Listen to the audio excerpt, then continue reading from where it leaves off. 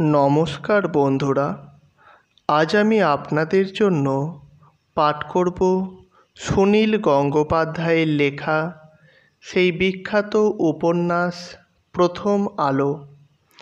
আজ প্রথম আলো উপন্যাসের ৪৫তম পর্ব। তো চলুন শুরু করা যাক আজকের উপন্যাস।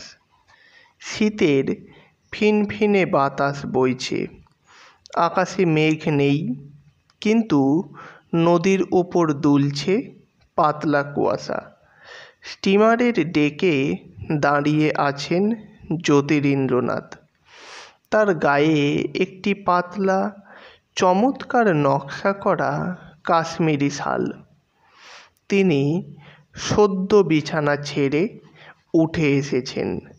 তার চোখে এখনো ঘুমের আবেশ।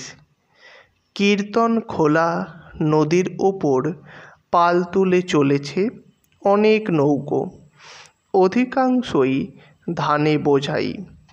এ জেলার জমি খুবই উর্বর, সোনার শস্য ফলে। এবছর ফলন খুবই ভালো। জ্যোতিরিন্দ্রনাথ যে স্টিমারটিতে দাঁড়িয়ে আছেন তার নাম বঙ্গলক্ষ্মী।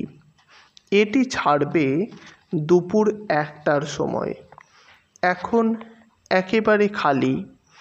বন্দর থেকে খানিকটা দূরে নোঙর করে রয়েছে। পশ্চিম দিক থেকে নদীর বুকে প্রচণ্ড আলোড়ন তুলে ভোঁ বাজাতে বাজাতে আসছে তার আরেকটি স্টিমার। তার নাম স্বদেশী। সেটি যাত্রীতে একেবারে টইটম্বুর বোঝাই। জ্যোতিরিন্দ্রনাথ তৃপ্তির সঙ্গে সেদিকে তাকিয়ে রইলেন। তার স্টিমারগুলির মধ্যে স্বদেশী সবচেয়ে নির্ভরযোগ্য ও শক্তিশালী। এর মধ্যে একবারও বিগড়োয়নি। সে বিলিতি কোম্পানির জাহাজগুলির সঙ্গে দিব্যি পাল্লা দিয়ে এগিয়ে যায়। স্বদেশীর জয়যাত্রা অব্যাহত। বড় বড় ঢেউয়ের ধাক্কায় নৌকোগুলি মোচার খোলার মতন দুলছে। একটি ছোট ডিঙি নৌকো বঙ্গলক্ষ্মীর কাছে এসে ভিড়ল। মালকোছা মারা ধুতি ও কালো রঙের চায়না কোট পরা এক বাবু উঠে দাঁড়িয়ে বলল, নমস্কার জ্যোতিবাবু মশাই, একবার ওপরে আসতে পারি কি? জ্যোতিরিন্দ্রনাথ ব্যক্তিটিকে চিনতে পারলেন না। সকাল বেলাতেই অপরিচিত কোনো লোকের সঙ্গে সময় ব্যয় করা তার পছন্দ নয়। আবার কোনো দর্শনার্থীকে ফিরিয়ে দিতেও তার ভদ্রতায় বাঁধে। এই স্টিমারের ৩ তলায় একটিমাত্র কেবিন।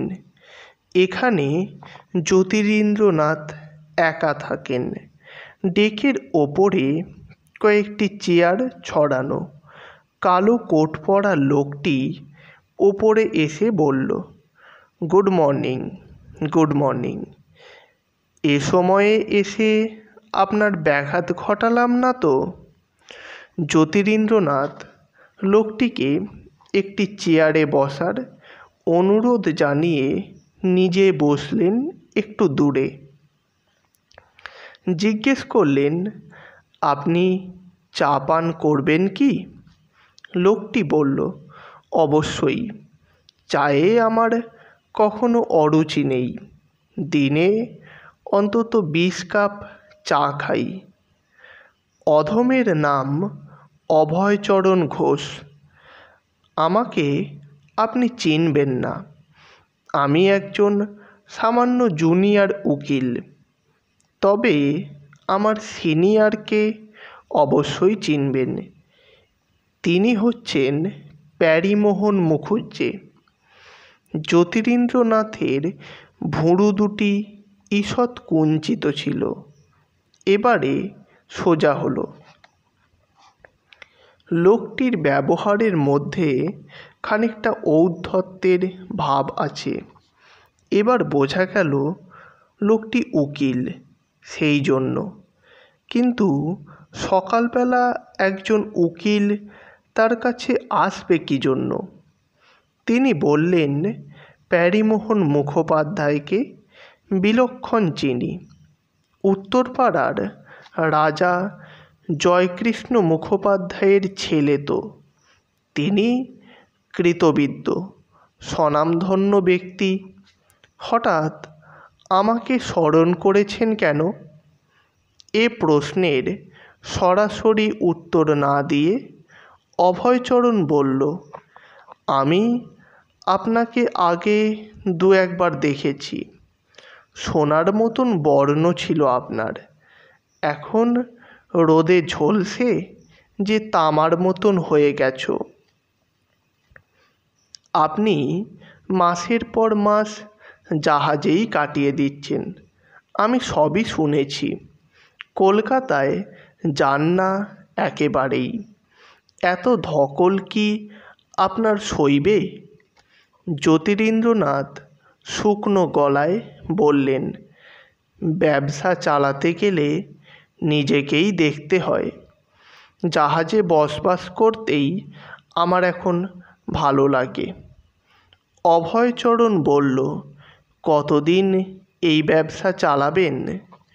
জ্যোতিরিন্দ্রনাথ বিরক্তভাবে বললেন, তার মানে? আমি যতদিন বাঁচব ততদিনই চালাবো।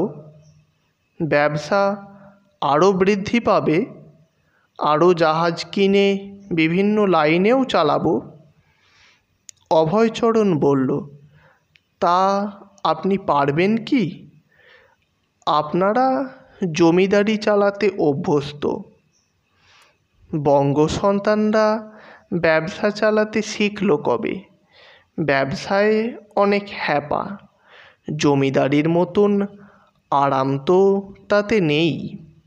বাড়িঘর ছেড়ে আপনিই বা এখানে কতদিন পড়ে থাকবেন? জ্যোতিরিন্দ্রনাথ এবার ধৈর্য হারিয়ে রূঢ়ভাবে কিছু বলতে যাচ্ছিলেন, তার আগেই অভয়চরণ আবার বলল, আমার সব কথাটা আগে শুনে নিন জ্যোতিবাবু। আমাদের ল ফার্মের মক্কেল হচ্ছে ফ্লোটিলা কোম্পানি। সেই মক্কেলের কাছ থেকে আমি একটা প্রস্তাব নিয়ে এসেছি। আপনার এই সব জাহাজপত্তর, অতিরিক্ত যন্ত্রপাতি, মায় অফিস ঘরের চেয়ার টেবিল পর্যন্ত সব কিছুই আমাদের মক্কেল কোম্পানি কিনে নিতে রাজি আছে। ন্যায্য দামই দেবে। যদি চান দামের ব্যাপারে দু একদিনের মধ্যেই সাহেবের সঙ্গে আপনার বৈঠক হতে পারে। জ্যোতিরিন্দ্রনাথ সবিস্ময়ে উকিল বাবুটির দিকে চেয়ে রইলেন কয়েক মুহূর্ত। যতই রাগ হোক, তবু শালীনতা বজায় রাখা তাদের বংশের রীতি। যদিও তার বলতে ইচ্ছে করছিল, দূর হয়ে যাও, এই মুহূর্তে আমার চোখের সামনে থেকে দূর হয়ে যাও। কিন্তু কণ্ঠস্বর সংযত করে ধীরভাবে তিনি বললেন, এরকম অযাচিত প্রস্তাবের মর্ম আমি বুঝতে পারছি না। কোনো বামুনের হঠাৎ চাঁদ কেনার ইচ্ছে হতে পারে। মানুষের ইচ্ছেকে কেউ বাধা দিতে পারে না, কিন্তু আকাশের যিনি মালিক, তিনি চাঁদটা বিক্রি করে দেবার জন্য ব্যস্ত নাও হতে পারেন। আপনার মক্কেলকে জানাবেন, বিক্রি করে দেবার জন্য এই জাহাজগুলি আমি কিনিনি। নমস্কার। অভয়চরণ মুচকি হেসে বলল, আপনি চা খাওয়াবেন বলছেন, সুতরাং আমি আরও কিছুক্ষণ বসতে পারি। চা না খেয়ে উঠছি না। এই অবসরে আপনাকে আরেকটি প্রশ্ন করি। আপনার যদি লাভ না হয়, দিনের পর দিন লোকসান দিয়েও আপনি ব্যবসা চালাবেন? জ্যোতিরিন্দ্রনাথ বললেন, আমার লাভ লোকসান নিয়ে অন্য কারুর মাথা না ঘামালেও চলবে। অভয়চরণ বলল, আপনার ব্যক্তিগত লাভ লোকসান নিয়ে কৌতূহল প্রকাশ করা অশিষ্টতা, তা আমি জানি, কিন্তু ব্যবসার ব্যাপারে প্রতিপক্ষ তো সব রকম খোঁজ খবর নেবেই। এই জাহাজের ব্যবসায়ে আপনার আয় ব্যয়ের খুঁটিনাটি পর্যন্ত আমি জানি। এখন আপনার তেমন কিছু লাভ না হলেও ক্ষতির পরিমাণ তেমন কিছু বেশি নয়। এভাবেও আপনি বেশি দিন চালাতে পারবেন না। সামনের সপ্তাহ থেকে আপনার যাত্রীর সংখ্যা কমতে থাকবে। ফ্লোটিলা কোম্পানি যাত্রী ভাড়া 2 পয়সা কমিয়ে দেবে। জ্যোতিরিন্দ্রনাথ বললেন, সে কি, ওরা স্বেচ্ছায় ক্ষতি স্বীকার করবে? এখন যা ভাড়া, তাতে জাহাজ পুরোপুরি ভর্তি না হলে ঠিক খরচও ওঠে না। তা সত্ত্বেও ওরা লোকসান দেবে? অভয়চরণ বলল, ওদের বড় কোম্পানি, অনেক দেশে ওদের স্টিমার চলে। ইংল্যান্ডে, আফ্রিকায়, ইন্ডিয়ায় 2-1 লাখ টাকার ক্ষতি হলেও ওদের গায়ে লাগবে না। এক জায়গায় লাভ নিয়ে অন্য জায়গার ক্ষতি পুষিয়ে নেবে। এই সব বিলিতি কোম্পানির কায়দাই হচ্ছে ব্যবসার ক্ষেত্রে প্রথমেই প্রতিযোগীদের হটিয়ে দেওয়া। এখানে আপনি ওদের পথের কাঁটা। আপনাকে সরাতে পারলেই ওরা একচেটিয়া ব্যবসা করবে। তখন ইচ্ছে মতন ভাড়া বাড়াবে। জ্যোতিরিন্দ্রনাথ বললেন, ওরা হটিয়ে দিতে চাইলেই আমি হটে যাব?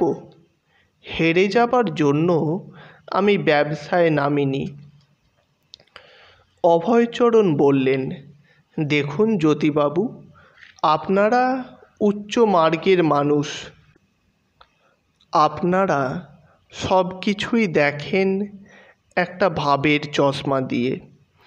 আমরা সাধারণ লোক এদেশের মানুষদের খুব ভালো মতোই চিনি। টিকিটের দামের 2 পয়সা তফাৎ হলে লোকে আপনার জাহাজ ফেলে ফ্লোটিলার জাহাজের দিকে ছুটে যাবে। মশাই, 2 পয়সার জন্য এদেশের মানুষ কী না করতে পারে। হাট বাজারে 2 পয়সার জন্য লাঠালাঠি হয়। 2 পয়সা বাঁচাবার লোভ লোকে সামলাতে পারবে না। সেই জন্যই আমি প্রস্তাবটা এনেছিলাম, যাতে আপনার বেশি ক্ষতি না হয়। আপনি সসম্মানে ব্যবসা গুটিয়ে নিতে পারেন। জ্যোতিরিন্দ্রনাথ এক দৃষ্টিতে অভয়চরণের দিকে চেয়ে রইলেন। রাগের বদলে তার দুঃখবোধ হলো। এরা তাকে ভাবে কি? তিনি কলকাতার আরামের জীবন ছেড়ে গান বাজনা, থিয়েটার, নটনটীদের সংসর্গ, সব রকম আমোদ প্রমোদ ছেড়ে মাসের পর মাস এত কষ্ট করে এখানে পড়ে আছেন। তা কি এমনি এমনি? শুধু নিজের লাভ বা স্বার্থসিদ্ধিই নয়, তার জয় পরাজয়ের সঙ্গে জাতীয় সম্মানের প্রশ্নও জড়িত। ললাটের রেখা মুছে গেল। প্রবল আত্মাভিমানের সঙ্গে গম্ভীর গলায় তিনি বললেন, আমি গজদন্ত মিনারে বসে ব্যবসা চালাতে আসিনি। প্রতিদিন সাধারণ মানুষের সঙ্গে আমি সমানভাবে মিশি।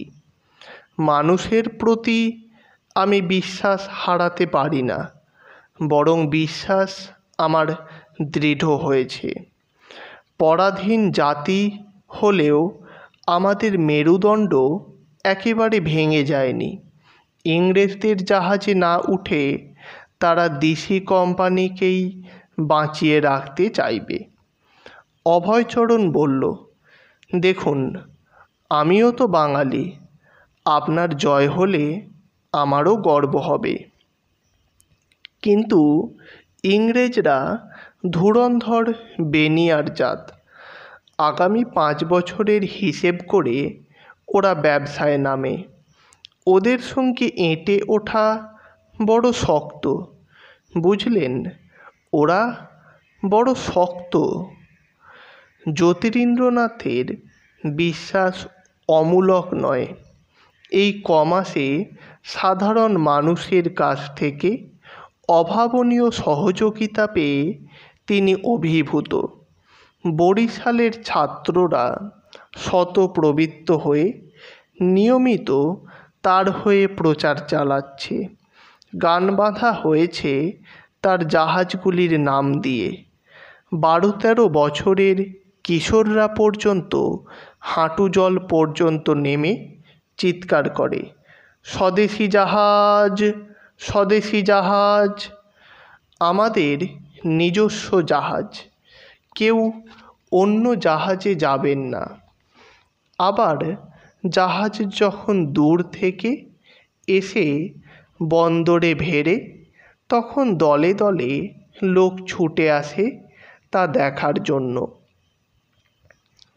এই আবেগের টান ছাড়াও জ্যোতিরিন্দ্রনাথ তার জাহাজগুলিতে যাত্রীদের সুখ স্বাচ্ছন্দ্যের ব্যবস্থা করেছেন বিলিতি কোম্পানিরই সমান।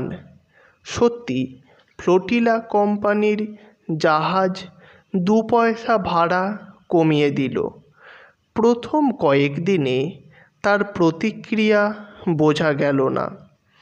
জ্যোতিরিন্দ্রনাথের জাহাজে যথারীতি প্রচুর যাত্রী। জ্যোতিরিন্দ্রনাথ ভাবলেন তার বিশ্বাসই জয়ী হয়েছে। দিন 7 বাদে দেখা গেল বরিশাল থেকে তার জাহাজগুলি যাত্রী বোঝাই হয়ে যাচ্ছে বটে, কিন্তু খুলনা থেকে ফেরার সময় তাতে যাত্রী সংখ্যা যথেষ্ট কম। বরিশালের ছাত্র স্বেচ্ছাসেবকদের সামনে অনেকে চক্ষু লজ্জায় দিশি কোম্পানিতে যায়। ফেরার সময় 2 পয়সা বাঁচাবার জন্য তারা বিলিতি কোম্পানিতে চাপে। ক্রমে চক্ষু লজ্জাও ঘুচে গেল। গরিব মানুষের দল স্বদেশি জাহাজের দিকে আস্তে আস্তে হঠাৎ দৌড়ে চলে যায় বিলিতি জাহাজের দিকে। 1 মাসের মধ্যে জ্যোতিরিন্দ্রনাথের ব্যবসা বড় রকমের একটা ধাক্কা খেল। যাত্রীতে টইটম্বুর হয়ে চলে যায় ফ্লোটিলা কোম্পানির জাহাজ। এদিকে স্বদেশি কোম্পানির কর্মচারীরা চেঁচিয়ে ডাকাডাকি করলেও সিকি পরিমাণ যাত্রীও মেলে না। একদিন জ্যোতিরিন্দ্রনাথ বিমর্ষ মুখে বসে আছেন অফিস ঘরে। তার ম্যানেজার বাবু এসে বলল, স্যার, আর তো চলে না। এবার আমাদেরও 2 পয়সা ভাড়া কমাতেই হয়। জ্যোতিরিন্দ্রনাথ দপ করে যেন জ্বলে উঠলেন। টেবিলের ওপর একটা ঘুষি মেরে তেজের সঙ্গে বলে উঠলেন, 2 পয়সা কেন? আমি 4 পয়সা কমাবো, 4 পয়সা। আজই নোটিশ লটকিয়ে দিন, দেখি ওরা কি করে যাত্রী টানতে পারে। এরপর শুরু হয়ে গেল এমন এক অদ্ভুত প্রতিযোগিতা যা ভূভারতে কেউ কোথাও দেখেনি। জ্যোতিরিন্দ্রনাথ বেশি ভাড়া কমিয়ে দিতেই যাত্রীদের ঢেউ আবার চলে এলো স্বদেশি কোম্পানির দিকে। ফ্লোটিলার জাহাজ খালি। কয়েকদিন পর ফ্লোটিলা আরও 2 পয়সা কমালো। জ্যোতিরিন্দ্রনাথও আবার কমালেন 4 পয়সা। শুধু তাই নয়, যাত্রীদের আম, কলা ও সন্দেশ খাওয়ানো হতে লাগলো। লাভ ক্ষতির প্রশ্নই আর নেই। এখন শুধু জেদ। ভাড়া যত কমতে থাকে উপহারের পরিমাণ ততই বাড়ে। জ্যোতিরিন্দ্রনাথ গাঁঠরি গাঁঠরি ধুতি, লুঙ্গি, শাড়ি কিনে বিলোতে লাগলেন যাত্রীদের মধ্যে। যাত্রীদের তো 200 মজা। বরিশাল খুলনায় এমন সুদিন আগে কখনো আসেনি। মাত্র 4 আনার টিকিট কেটে জাহাজে উঠলেই একখানা কাপড় পাওয়া যায়। জ্যোতিরিন্দ্রনাথের নজর উঁচু। তিনি বাজে কাপড় মানুষকে দিতে পারেন না। লোকের কোথাও যাওয়ার প্রয়োজন থাক বা না থাক, অতি সস্তায় জাহাজ ভ্রমণ ও উপহার লাভের জন্য দারুণ হুড়োহুড়ি পড়ে গেল। ভিড় সামলাবার জন্য রক্ষী নিয়োগ করতে হলো। এই প্রবল উত্তেজনার মধ্যে এলো এক দারুণ দুঃসংবাদ। জ্যোতিরিন্দ্রনাথের স্বদেশি জাহাজটি কলকাতা যাবার পথে ঝড়ের মুখে পড়েছিল। প্রায় কলকাতার কাছে পৌঁছে কিছুতে ধাক্কা লেগে সেটি ডুবে গেছে। জাহাজে যাত্রী ছিল না, মালপত্র বোঝাই ছিল। সারেং ও খালাসিরা কোনো ক্রমে বেঁচে গেলেও মালপত্র কিছুই উদ্ধার করা যায়নি। জ্যোতিরিন্দ্রনাথ মাথায় হাত দিয়ে বসে পড়লেন। স্বদেশি জাহাজের সলিল সমাধির সঙ্গে সঙ্গে স্বদেশি জাহাজ কোম্পানিরও ভরাডুবি হয়ে গেল। জাহাজখানা তো গেছেই, এখন ওই সব মালপত্রের জন্য জ্যোতিরিন্দ্রনাথকে ক্ষতিপূরণ দিতে হবে বহু টাকা।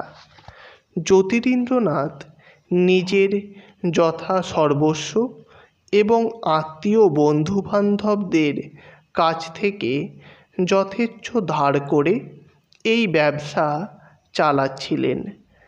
এখন তিনি সর্বশান্ত হলেন। এবারে স্বয়ং প্যারীমোহন মুখোপাধ্যায় দেখা করলেন জ্যোতিরিন্দ্রনাথের সঙ্গে। তিনি হাইকোর্টের প্রখ্যাত উকিল। তিনি জানালেন যে ফ্লোটিলা কোম্পানি এখনও জ্যোতিরিন্দ্রনাথের বাকি জাহাজগুলি কিনে নিতে রাজি আছে। জ্যোতিরিন্দ্রনাথের যাতে উপযুক্ত মূল্য পান প্যারীমোহন তা দেখবেন। এবারে আর প্রত্যাখ্যান করার মতন কোনো তেজই তার নেই। সব কিছু বেচে দিয়ে আহত পরাজিত যোদ্ধার মতো জ্যোতিরিন্দ্রনাথ ফিরে এলেন কলকাতায়। জোড়াসাঁকোর বাড়িতে না গিয়ে সোজা এসে উঠলেন মেজ বৌঠানের কাছে। একসময় এ বাড়িতে আসতেন কন্দর্পকান্তি জ্যোতিরিন্দ্রনাথ। পোশাকের কত বাহার, সমস্ত শরীর সুবাসিত, বৈদগ্ধ ও কৌতুকমণ্ডিত মুখ। আজ তিনি এলেন সামান্য পোশাক পরে, অতি ব্যবহৃত ধুতি ও পিরান, মলিন মুখমণ্ডল, কোটরগত চক্ষু, মুখে ভাষা নেই। জ্ঞানদা নন্দিনী সমস্ত সংবাদই জেনেছেন, কিন্তু কিছু প্রশ্ন করলেন না। দেবরের হাত ধরে নিয়ে গিয়ে ঘরে বসালেন। জ্যোতিরিন্দ্রনাথ সেই যে স্তব্ধ হলেন, আর কোনো কথাই বলতে চান না কারুর সঙ্গে। দিনের পর দিন ঘরের দরজা বন্ধ করে রাখেন। ডাকাডাকি করলেও বেরুতে চান না। ছুরি আর বিবি মাঝে মাঝে উঁকি ঝুঁকি দিয়ে দেখতে পায়। তাদের কাকামশাই দেওয়ালের দিকে মুখ ফিরিয়ে বিড়বিড় করে কি যেন বলছেন। দাড়ি কামান না, স্নানও করেন না, পোশাকও বদলান না। একদিন জ্যোতিরিন্দ্রনাথ কাজের নেশায় মগ্ন হয়েছিলেন। সকাল থেকে রাত পর্যন্ত জাহাজের ব্যবসার চিন্তায় কেটে যেত। যেসব কাজ স্বয়ং পরিদর্শন না করলেও চলত, তা নিয়েও মাথা ঘামাতেন তিনি। এখন যেই এক প্রবল শূন্যতার সৃষ্টি হলো, অমনি ফিরে এলো কাদম্বরীর আত্মহত্যাজনিত গ্লানিবোধ। এই প্রথম যেন তিনি সত্যিকারের উপলব্ধি করলেন যে কাদম্বরী আর নেই। সে অভিমান ভরে আপন প্রাণঘাতিনী হয়েছে। সেজন্য কে দায়ী? তিনি। জ্যোতিরিন্দ্রনাথের বারবার মনে পড়ে কয়েক বছর আগেকার কথা। সেই মোরান সাহেবের বাগানবাড়ি, দার্জিলিংয়ের কথা বারবার মনে পড়ে। এত কোমল, এত সংবেদনশীল, এত সূক্ষ্ম রুচিসম্পন্না, এত সেবাপরায়ণ, রূপ গুণের এমন চমৎকার সম্মিলন হয়েছিল যে নারীর মধ্যে সে এমন অকালে পৃথিবী ছেড়ে চলে গেল।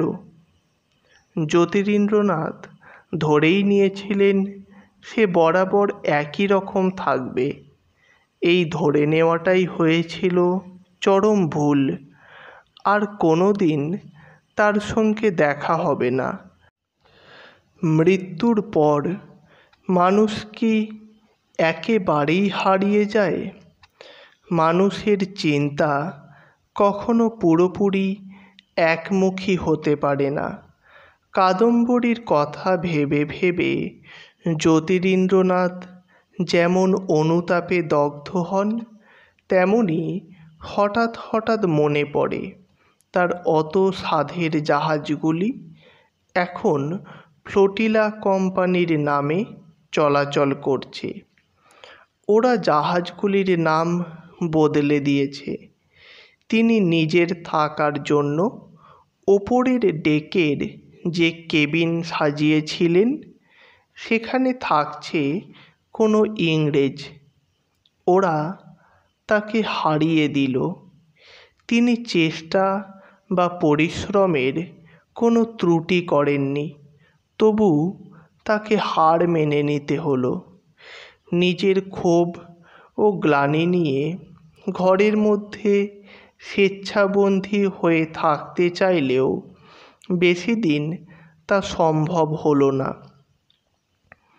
ক্রমে এ বাড়িতে এসে তাগাদা দিতে লাগলো পাওনাদারেরা। ফ্লোটিলা কোম্পানির কাছ থেকে জ্যোতিরিন্দ্রনাথ যে টাকা পেয়েছিলেন, তাতেও তার ধার শোধ হয়নি। আরও অনেক বাকি পড়ে আছে। কোথায় যে কত ধার, কত ক্ষতিপূরণ দিতে হবে, তা জ্যোতিরিন্দ্রনাথ নিজেই সব জানতেন না। বিশেষ করে শেষ দিকে, যখন ভাড়া কমিয়ে উপহার বিলিয়ে তিনি যাত্রী টানার চেষ্টা চালিয়ে যাচ্ছিলেন, সেই সময় তার কর্মচারীরাও দুহাতে চুরি করেছে। কর্মচারীরাও বুঝেছিল এ কোম্পানি লাটে উঠতে পারে, আর বিশেষ দেরি নেই। তখন তারাও যে কোনো উপায়ে আখের গুছিয়ে নিতে ব্যস্ত হয়ে পড়েছিল। জ্যোতিরিন্দ্রনাথ সব টাকাই দিয়ে দিয়েছেন, কিন্তু তাতে অন্য পাওনাদাররা ছাড়বে কেন? জ্ঞানদা নন্দিনীর সার্কুলার রোডের বাড়িতে রীতিমতন পাওনাদারদের উপদ্রব শুরু হয়ে গেল। তাদের কিছুতেই সামলানো যায় না। জ্ঞানদা নন্দিনী ভয় পেয়ে গেলেন অন্য কারণে। জ্যোতিরিন্দ্রনাথের ব্যবহার দিন দিন কেমন যেন অস্বাভাবিক হয়ে যাচ্ছে। চক্ষু দুটি উদ্ভ্রান্ত, এক দৃষ্টিতে কারুর মুখের দিকে তাকিয়ে থাকেন, কিন্তু কিছুই দেখেন না। মানুষটা শেষ পর্যন্ত পাগল হয়ে যাবে নাকি? ঠাকুর বাড়িতে পাগলামির ধারা আছে। জ্যোতিরিন্দ্রনাথের দুই ভাইয়ের মস্তিষ্ক সুস্থ নয়। সত্যেন্দ্রনাথ এখানে নেই। পিতা দেবেন্দ্রনাথকে কিছু জানানো হয়নি। জ্ঞানদা নন্দিনী কার কাছে পরামর্শ নেবেন? রবি ছেলে মানুষ, সে জ্যোতিরিন্দ্রনাথের সঙ্গে কথাবার্তা বলে তার মন ফেরানোর চেষ্টা করেও ব্যর্থ হয়েছে। তখন জ্ঞানদা নন্দিনী শরণাপন্ন হলেন পারিবারিক বন্ধু তারকনাথ পালিতের। তারকনাথ সত্যেন্দ্রনাথের সহপাঠী। বিলেত থেকে ব্যারিস্টার হয়ে এসে তিনি এখন প্রভূত অর্থ উপার্জন করেছেন। দান ধ্যানও করেন প্রচুর। তারকনাথ জ্যোতিকে আপন ছোট ভাইয়ের মতন ভালোবাসেন। কর্মব্যস্ততার মধ্যেও সব শুনে তিনি ছুটে এলেন। সমস্ত পাওনাদারদের একসঙ্গে জড়ো করলেন তিনি। হিসেব নিকেশ করে প্রত্যেকের দেনা আস্তে আস্তে শোধ করে দেবার চুক্তি হলো। জামিন রইলেন তিনি নিজে, এবং বেশ কিছু টাকা তিনি তখনই দিয়ে দিলেন। পাওনাদারদের সমস্যা মিটল বটে, তবু জ্যোতিরিন্দ্রনাথের মনের অবসাদ কাটে না। বাড়ি থেকে বেরুতেও চান না। গান বাজনার কথা যেন ভুলেই গেছেন। কেউ কোনো প্রশ্ন করলে দুটো একটা উত্তর দেন, নিজে থেকে কোনো কথাই বলেন না। এমনভাবে কি একজন মানুষ বাঁচতে পারে? আগেকার প্রাণবন্ত জ্যোতিরিন্দ্রনাথকে যারা দেখেছে তাদের এখন কষ্টে বুক ফেটে যায়। তারকনাথ পালিত নিয়মিত খোঁজ খবর নেন। তিনি জ্যোতিরিন্দ্রনাথের এই অবস্থা দেখে একদিন বললেন, জ্যোতির এখন পরিবেশ পাল্টানো দরকার। কোথাও সে বেড়াতে যাক, পাহাড়ে বা সমুদ্রে, অথবা কিছুদিন জোড়াসাঁকোর বাড়িতে গিয়ে থাকুক। সেখানে অনেক লোকজন, সেখানে তার মতি ফিরতে পারে। অনেক পীড়াপিড়িতেও জ্যোতিরিন্দ্রনাথ বাইরে কোথাও যেতে রাজি হলেন না। তাকে পাঠিয়ে দেওয়া হলো পৈতৃক ভদ্রাসনে। 3 তলায় তার মহলটা এখনো খালি পড়ে আছে। কেউ এখানে আসে না। এ বাড়িতে এখনো মৃত্যুর ছায়া। কাদম্বরীর আত্মহত্যার কিছুদিন পরেই দেবেন্দ্রনাথের আরেকটি কৃতি সন্তান হেমেন্দ্রনাথ মারা যান। হেমেন্দ্রনাথ ছিলেন ব্যায়ামবীর। মাত্র 40 বছর বয়সে তার আকস্মিক মৃত্যুতে সবাই হতবাক। হেমেন্দ্রনাথের 3টি পুত্র ও 8টি কন্যা। তার মৃত্যুশোকে কাদম্বরীর কথা চাপা পড়ে গেছে। তাছাড়া কাদম্বরীর আত্মহত্যার ঘটনাটা গোপন করা হয়েছে বলেই তার কথা আর কেউ প্রকাশ্যে আলোচনা করে না। জ্যোতিরিন্দ্রনাথ একা একা এসে বসলেন নিজের শয়নকক্ষে। দুপুরবেলা সারা বাড়ি নিস্তব্ধ। জ্যোতিরিন্দ্রনাথ বসে রইলেন তো বসেই রইলেন, একভাবে চেয়ে আছেন বড় আলমারিটির দিকে। দরজার সঙ্গে যে আয়নাটি ছিল সেটা আর নেই, কিন্তু আলমারির আয়নাটা এখনো অক্ষত আছে। এমন কতদিন হয়েছে জ্যোতিরিন্দ্রনাথ এই পালঙ্কে উপুর হয়ে শুয়ে শুয়ে লেখাপড়া করেছেন। কাদম্বরী ঘোরাফেরা করেছেন ঘরের মধ্যে। মাঝে মাঝে এসে এই আলমারি খুলেছেন। চাবির শব্দ পেয়ে জ্যোতিরিন্দ্রনাথ মুখ তুলে স্ত্রীকে শুনিয়েছেন সদ্য রচিত কয়েকটা লাইন। কাদম্বরীর মতামতের মূল্য দিতেন তিনি। শেষের দিকে বেশ কিছুদিন জ্যোতিরিন্দ্রনাথ কিছুই লেখেননি। লেখা থেকে তার মন চলে গিয়েছিল। রবি তার লেখা শোনাতো কাদম্বরীকে। কাদম্বরীর মন্তব্য শুনে রবি তার অনেক কবিতার লাইন বদল করেছে। বিহারীলাল চক্রবর্তী এসে বসতেন ওই বারান্দায়। তার সঙ্গে রবির তুলনা করে কত রকম কৌতুকে মেতে উঠতেন কাদম্বরী। বিহারীলালের জন্য কাদম্বরী সেই যে একখানা আসন বুনে দিলেন, সেটি পেয়ে ভদ্রলোক কি খুশি। এই তো এই ঘরের মধ্যেই স্বর্ণকুমারীর একটি মেয়েকে নিয়ে কাদম্বরী কতদিন ছেলে মানুষের মতন খেলা করেছেন।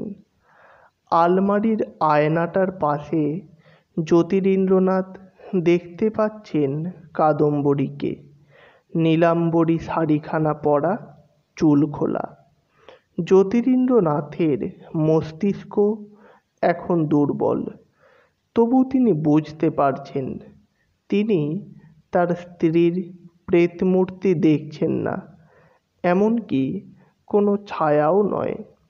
এ কাদম্বরী তার মনের প্রতিচ্ছবি। ঠিক ওই ছবিকে সম্বোধন করে কোনো কথাও বলছেন না, কিন্তু তিনি শুধু চেয়ে আছেন। তার বুকের মধ্যে বড় বড় ঢেউ আন্দোলিত হচ্ছে। তিনি দেখছেন কাদম্বরীর মুখখানা অসম্ভব বিষণ্ণ, যেন এক বিষাদের প্রতিমূর্তি। ক্রোধ নেই, অভিযোগ নেই, আছে শুধু দুঃখ। জ্যোতিরিন্দ্রনাথ ভাবলেন, হ্যাঁ, এ কথা ঠিক, তিনি ওকে দুঃখ দিয়েছেন, কিন্তু সুখের দিনও কি ছিল না? কাদম্বরীর রঙ্গিনী মুখ, হাস্যময়ী মুখ, আবদার ভরা মুখ, গান গাইতে গাইতে চিবুকখানি উঁচু করে তোলা মুখচ্ছবি, সেসব গেল কোথায়? জ্যোতিরিন্দ্রনাথ যেন নিজের মনের কাছে মাথা খুঁড়ছেন, কিন্তু কিছুতেই এই বিষাদমাখা মুখ ছাড়া অন্য কোনো মুখ মনে করতে পারছেন না। আর সব ছবি মুছে গেল কি করে? এরপর বাকি জীবন তিনি কাদম্বরীর শুধু মুখটাই দেখতে পাবেন, আর সব মিথ্যা হয়ে গেছে। এটাই কি কাদম্বরীর প্রতিশোধ? খাট থেকে নেমে দ্রুত সিঁড়ি দিয়ে নামতে লাগলেন জ্যোতিরিন্দ্রনাথ। মাথা ঝাঁকাতে ঝাঁকাতে বলতে লাগলেন, না না না, আমি আর কোনো দিন জীবনে আর কখনো এখানে আসব না। না না, আমি আর এখানে থাকতে পারবো না। তো বন্ধুরা, আজ এ পর্যন্তই। পরের দিন নতুন কোনো পর্ব, নতুন কোনো গল্প, নতুন কোনো উপন্যাস নিয়ে হাজির হব আপনাদের কাছে। আর হ্যাঁ, চ্যানেলটিকে সাবস্ক্রাইব করে অবশ্যই সমৃদ্ধ করবেন, যাতে নতুন কোনো গল্প বা উপন্যাস প্রকাশের সঙ্গে সঙ্গে আপনাদের কাছে পৌঁছে যেতে পারি। ধন্যবাদ।